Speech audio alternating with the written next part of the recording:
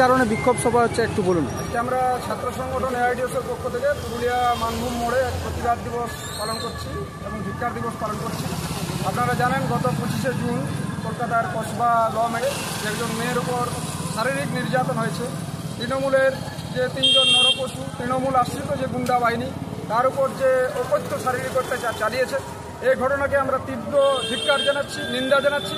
আমরা চাই যারা এই ঘটনার সঙ্গে যুক্ত তাদের উপযুক্ত শাস্তি দিতে হবে এবং আমরা তার সাথে দাবি করছি এই যে কলেজে থ্রেট সন্ত্রাস চলছে, থ্রেট কালচার চলছে, তা অবিলম্বে বন্ধ করতে হবে এবং নারীর নিরাপত্তা সুনিশ্চিত করতে হবে। এই দাবি নিয়ে আমরা গোটা পশ্চিমবাংলায় আন্দোলন সংগঠিত করছি, ছাত্রদেরকে সংগঠিত করছি এবং প্রতিবাদ সংগঠিত করছি। তারই অঙ্গ হিসেবে আজকে পুরুলিয়ায় মানভূম মোড়ে আজকে আমরা প্রতিবাদ দিবস পালন করলাম। আপনার পরিচয়? তন্ময় মহাপাত্র, পুরুলিয়া দক্ষিণ সাংগঠনিক জেলার সভাপতি।